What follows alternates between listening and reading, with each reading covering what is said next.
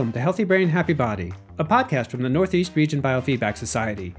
I'm Dr. Saul Rosenthal, a health psychologist in the Boston area, and your host as we investigate the incredible connections between brain and body.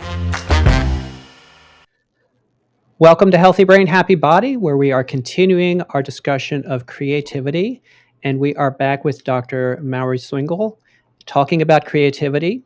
And we're going to start actually with an area she's very well known on, and that is tech addiction.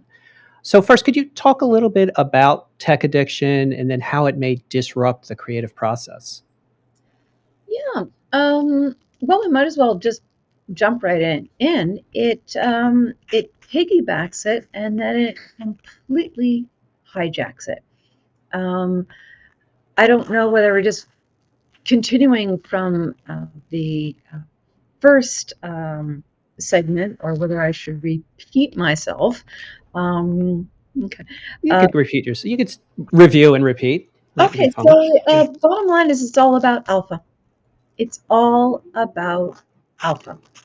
So, yeah, where do I start in terms of how I first discovered this? I think I might go back to the beginning. I worked a lot with children with scholastic and behavioral difficulties. And in our assessments, we would be looking for many of the classic EEG signatures that are associated with lack of focus, etc. And very routinely,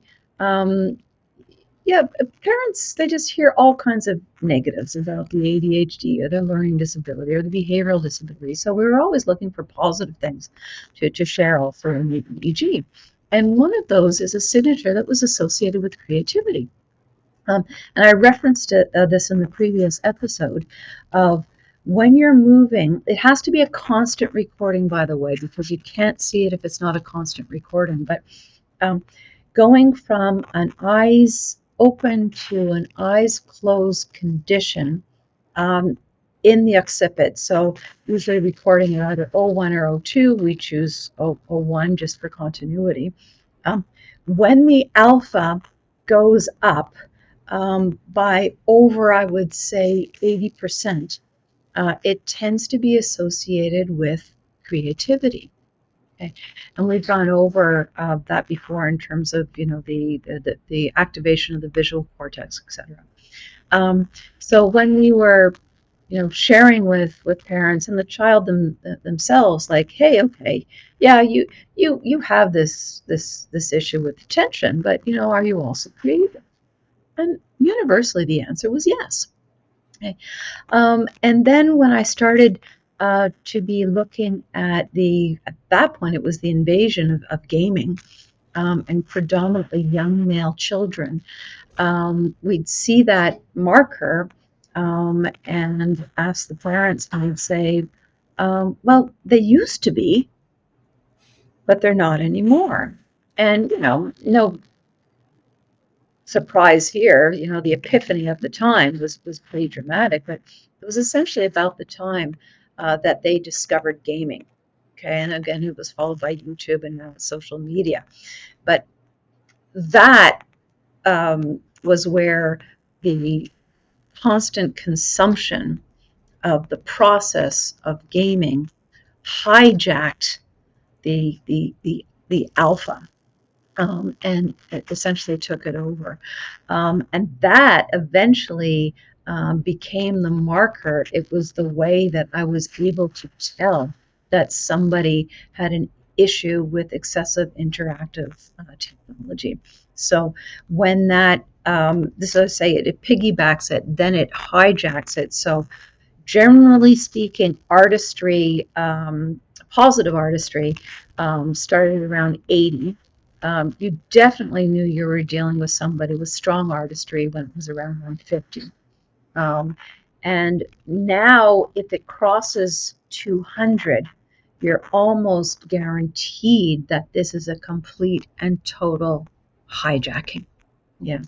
So it completely disrupts artistry. So, I mean, I'm traveling back to the early 2000s here. And That's when I would say around 2005 or so is when I really started objectively looking at this, not just subjectively noting this in my clinical practice. And in 2012, I think, is when I started officially reporting it. And we would see this alpha. It's not a QDO. It's not a squeak. It's a very dominant alpha burst that continues. And yeah, I don't know how poetic we want to get, but I do have horrible testimonials, dare I say, of people saying that, yeah, when I'm online, I just get sucked in. And strangely enough, a lot of artists or former artists, dare I say, reported that, their original objective in being online was to actually stimulate.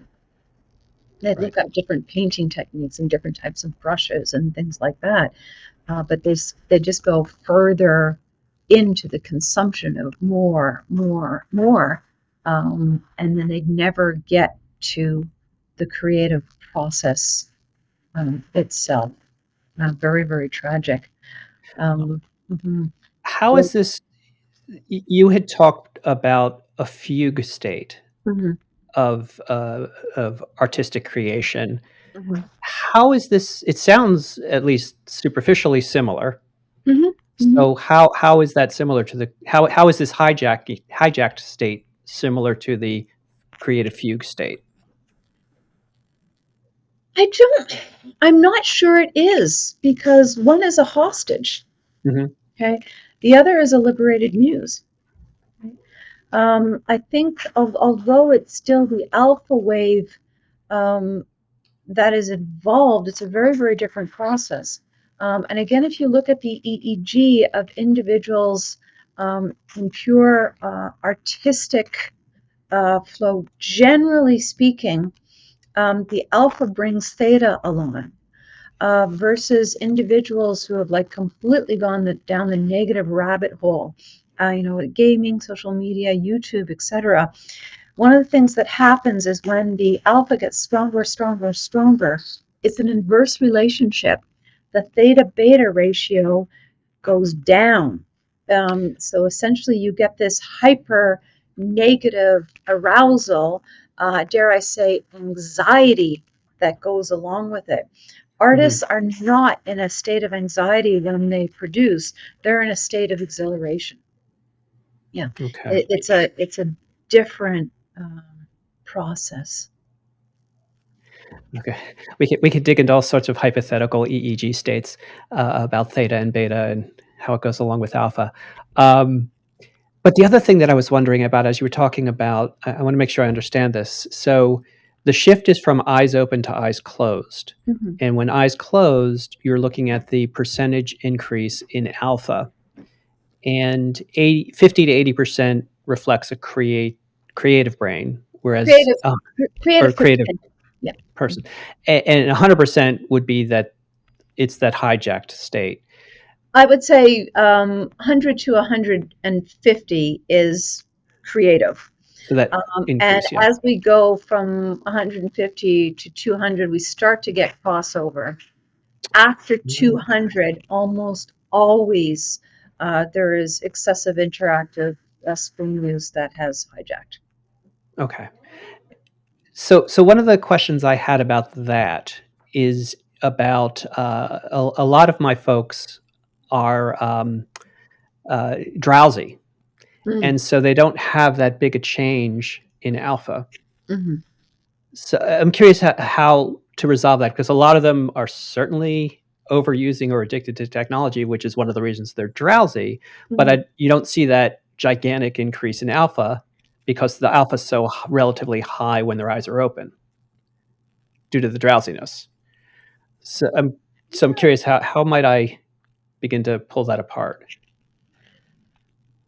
I'm not sure, but I'm postulating that if you move forward, you're going to find that that alpha is diffuse. It's not Mm, just in the occiput. okay. Um, Yeah. and Oh it, yeah. Yeah. Yeah. Absolutely. Yeah, if that's the case, then I would work to bring down the alpha in the central and frontal regions where it's not really helping. Low alpha, mind you, Hmm. um, and then see if the person can start to get control again. Yeah. Okay. But again, we tend to work a lot on single site amplitude and ratio training. I know that's not where the trend is, but we find it so efficient. But Yeah. yeah, sure, you can see a lot in caps, but Yeah. I mean, I only use caps for the cues, but I do also do single, maybe two channel training. mhm, But you're right. There's a lot more Loretta and multi training, and be curious to see how mhm, we could use that for this problem. mhm. So, Oh, one which more actually, thing, Ashley, pardon the interruption, mm, but when I'm working with individuals that have known excessive interactive screen use, what we used to call internet addiction, never, ever train it. It's identical to the brain on marijuana, mhm, meaning you get this very high alpha. And I'm talking about true marijuana addicts. yeah, Um, when they reduce their use and eliminate their use, 3 months later, you do not see that horrendous alpha. And what I've found universally is when individuals reduce their necessary, well, air quote, necessary interactive screen use and eliminate the um, uh, choice, meaning gaming or social media, the type that you don't have to do, when they eliminate that, it regulates on its own. So that's a key thing. If anybody is working with interactive screen addiction or excessive interactive screen, do not train down the alpha. It's a barometer marking. It's telling you the temperature. Okay, don't play with the heat. mhm, People get and it's kind of cute though because you can tell when somebody's been cheating for a week, right? right, Because right, it comes back up. So comes back. I Okay. can't overemphasize that. But Yeah, well, you may have actually answered my next question, which is you had mentioned that people sort of they were creatives and then they weren't when they got hijacked. And my question was, how do you get them back? I yeah, think you just answered that, but could you yeah. talk a little bit more about it? Get them off all unnecessary screen use. It's as simple as that. But I mean, gaming is really easy. Stop gaming. Social media is really easy. Get off the sites. Okay. But there's so many other things. You actually have to treat it exactly the way you would an eating disorder Hmm. or pornography addiction. Okay. So eating disorders, abstinence from eating is not an option. Same thing Right. with pornography. People are sexual. You cannot, ask somebody to be asexual. That's just not healthy. So you have to help them to learn, moderation, right? To self-regulate their consumption. It's very difficult. I mean, we know this with other forms of addiction. It's much easier to stop than it is to regulate behavior, to Right. regulate. And we can't stop technology use, although it's Not, often tempting to do yeah, that. yeah. And so when you get folks to at least stop the unnecessary use and maybe also train, use neurofeedback, neurotherapies for training. How does what do you see in terms of the creativity reemerging? It does. Yes, it does. So just to kind of sidetrack a little bit, you don't touch the alpha, but you can help the balance in the frontal lobes. You can help bring down beta in the occiput or bring up theta. It's just the only one you don't touch is the alpha in the occiput under eyes closed condition. But yes, it does start to reemerge, and one of the reasons why it reemerges is because blank spaces emerge. Okay. Mhm. One of the key things in terms of creativity, and it's very obvious in children and youth, is you need blank space to create. You need some boredom to create. Okay. What do you innovate from? I'm going to go back to pattern recognition as well, right? Pattern recognition is accumulated knowledge. Okay. It tends to be integration of observations. Okay. And when you integrate knowledge, whether it's visual knowledge, contextual knowledge, that is where you start to innovate and create. It's where you stop consuming and regurgitating. You consume, reorganize, and put forth in some form of creation. So I want to bring this up sort of up a level to more what we're all experiencing now, because even Mhm. if we're not addicted, air quotes around the word addicted, Yeah. we're certainly using technology a lot more than we were even 5 or 10 years ago. We're getting less sleep, things like that. Yeah. So, do you think we are becoming less creative as a culture? And actually, the boredom issue as well. That's like a bad word now, right? Mhm. So there isn't as much opportunity for boredom for those spaces. So maybe it's a leading question, but what impact do you think our kind of modern society has on creativity? Yeah. Well, I'll take the bait. Lead me, please. Yeah, it's drastically reducing. Okay. First of all, if you're getting is input, input, input, input, and there's no space for output, okay, it's as basic as that. We're also dealing with arousal templates, right? We're feeding and feeding and feeding the arousal template. Um, Yeah, oh gosh, I could go 101 places. Do you want to lead me Sure. with another question here? Um, Well, or you could pick one of those places that you'd want to go. uh, no, well, in terms of creativity and creative process, it's a lot of it is simply about exposure as well, you know. Um, and most of the things that we do online or in interactive technological spaces, uh, we're guided by the algorithms. Okay. And the attention economy, everybody knows about this now, but essentially the longer they keep us online on the devices, the more they influence our buying behavior, our consumption behavior, or they're collecting data from us. So we are the commodity. Our attention is the commodity. So there's no space for creativity in there. There's just 100% interest in guiding our behaviors for monetization or to study us for monetization. I mean, it sounds horrible, but it actually is that black and white. Mhm. So, yeah, that's definitely the one side.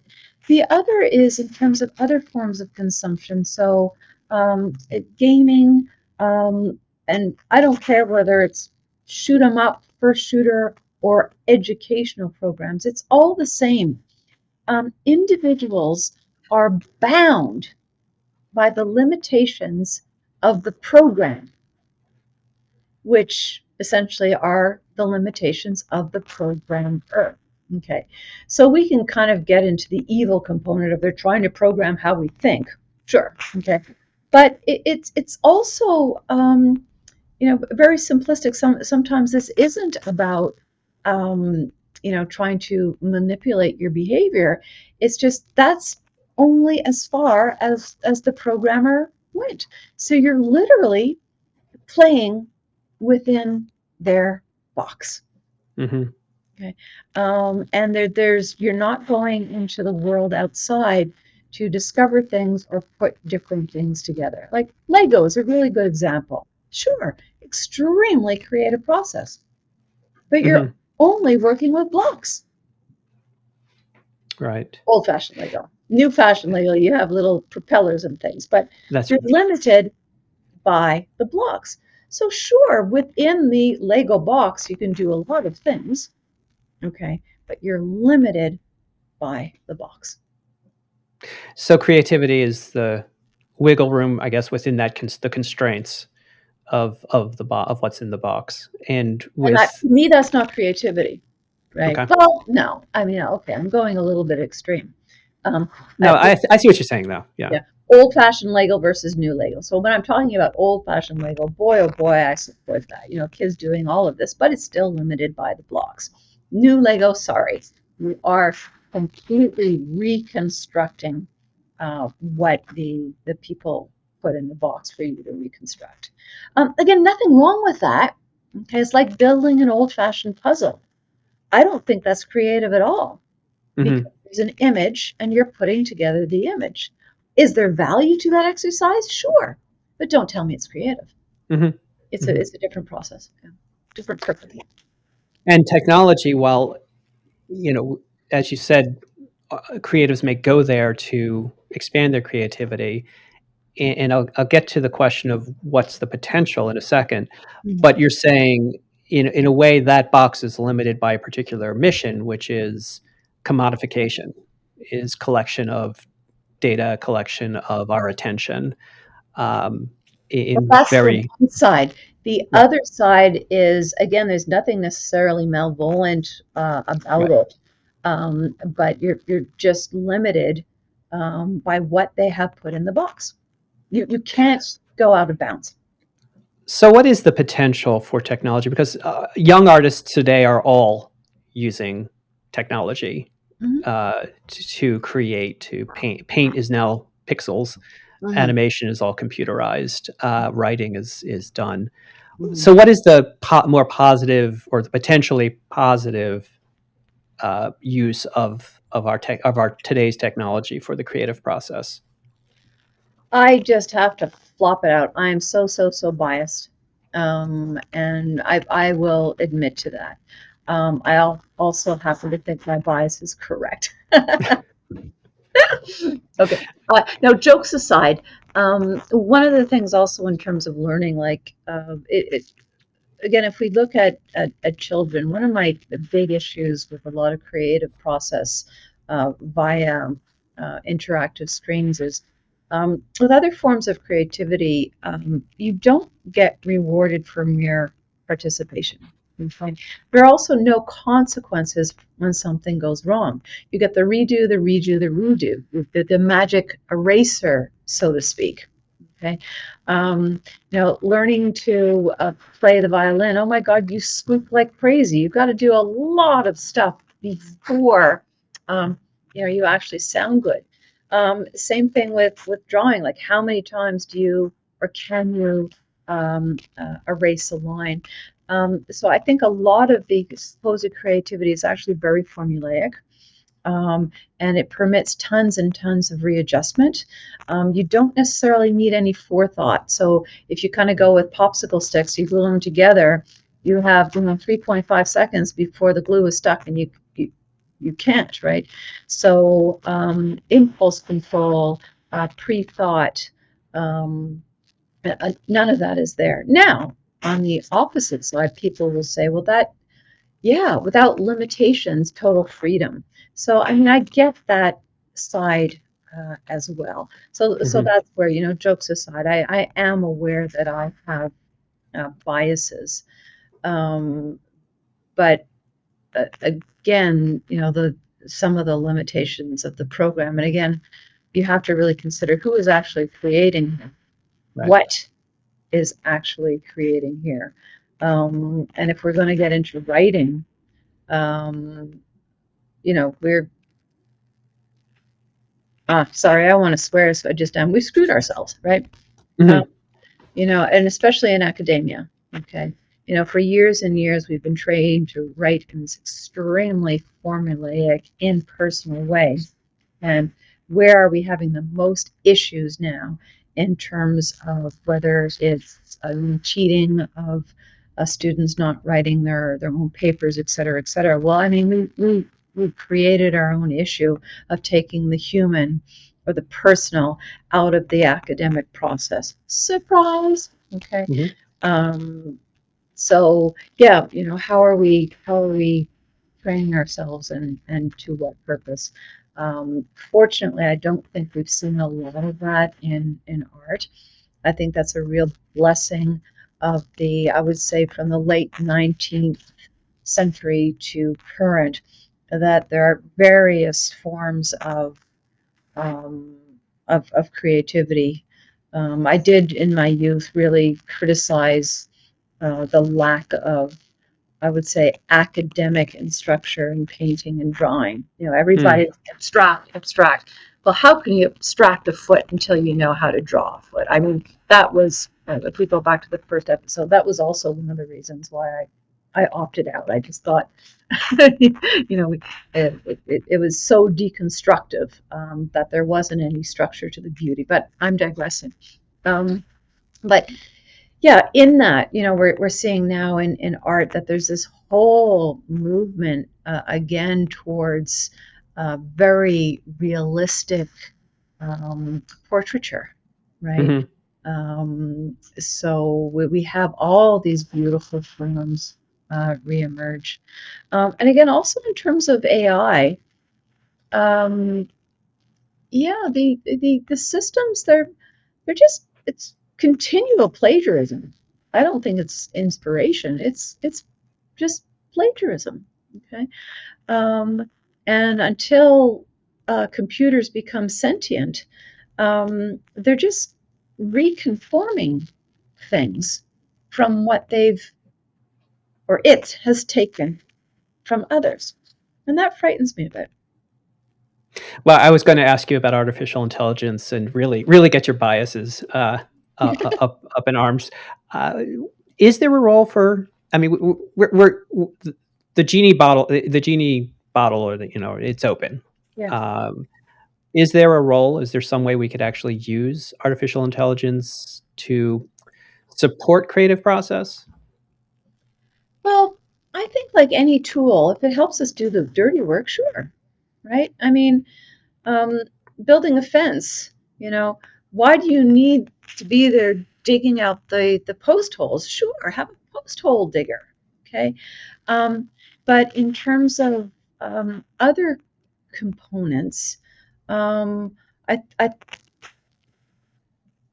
you know, other people refer to human in the loop. I do a big differentiation between what I call artificial intelligence and assisted intelligence. Hmm. And I think if we use it as the beautiful tool it's designed to be, I don't have any issue with that. But when it overrides and replaces, it's no longer a complement. Um, and when it dehumanizes humans and their process, um, I think there's an issue. Yeah. Some of the people I've talked with, they're graduate students or postdocs working in using AI. I think in that way, and that's really what they want to be doing Mhm. is how can AI be supportive without hijacking Yeah. the creative process. And so I guess there's a little bit of hope out there. Mhm, mhm. So Well, you're AI is always going to be methodical. right. Okay. And what I love about humans and human experience is it's dirty. Hmm. Okay. But what comes out of the dirt can be so, so magnificent. I'm curious about how all of this has impacted your creative process because you have an interesting position in that you have made art and you sell it, and I mean you've made your living as a creative person and as somebody who studies that creative process. Mhm. So how has everything you've learned impacted your own way of creating? Yeah. Well, I mean, the really good news is the roof over my head does not depend on my artistry. Okay. The other is, yeah, I've written a couple of books, but I would be in big trouble if I relied upon that. Um, but I also don't mind sharing that, you know, again, due to our overconsumption of technologies and the reduction of the attention span, um, we're losing our human creatives in terms of expanded thought. This is not a shameless plug. Oh, actually, this is audio, so I'm not going to put up. But my book is 500 and I don't know 90 pages or so. Nobody is interested. I'm exaggerating, but fewer and fewer people have the attention span to go through something like that. But more importantly, if fewer people express an interest in consuming that, fewer and fewer people are going to want to produce that. Fewer and fewer people are going to put the energy into producing something that complex. Mm-hmm. Okay, now we can put that to a book, we can put that to a meal. Okay, some of those beautiful flavors of world cooking that take hours and hours. Okay, um, again, we can digress into multiple forms of creativity. And I've heard tons and tons of counter arguments. I mean, I'm not against listening to it. And they're interesting, I would say, positive arguments as well. So, there were certain, I would say, stages in the world where only the wealthy could afford art, right? So, in terms of whether we talk about Warhol or posters, okay, I don't have anything against posters. Okay.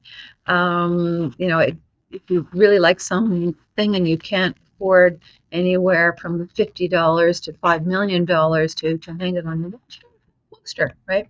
But make sure that the producer of that art that is the poster actually gets the cut of it. So that's where the AI comes in, the negative publishing.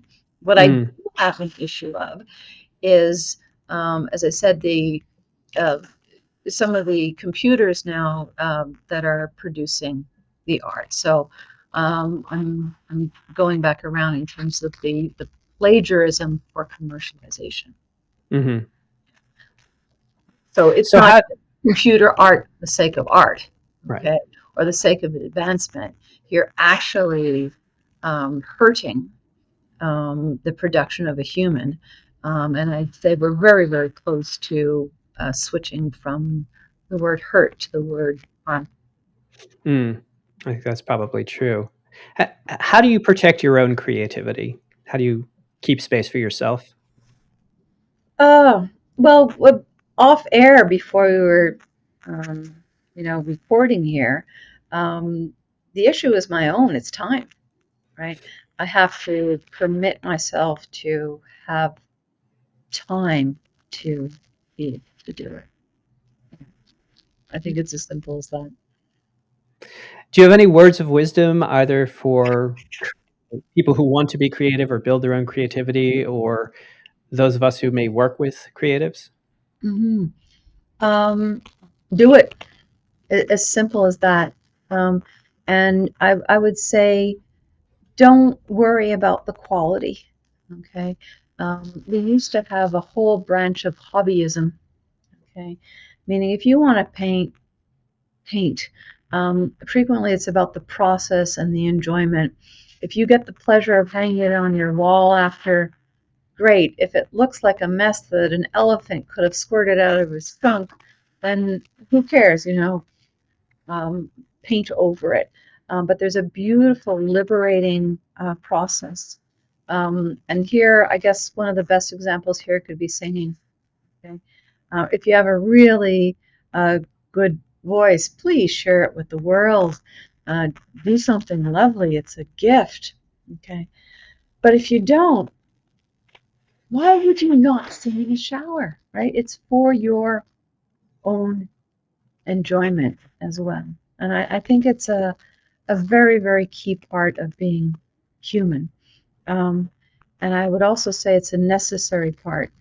And getting a little bit negative, and I don't know, even Kurzweilian here, um, that if we do not permit space for human creativity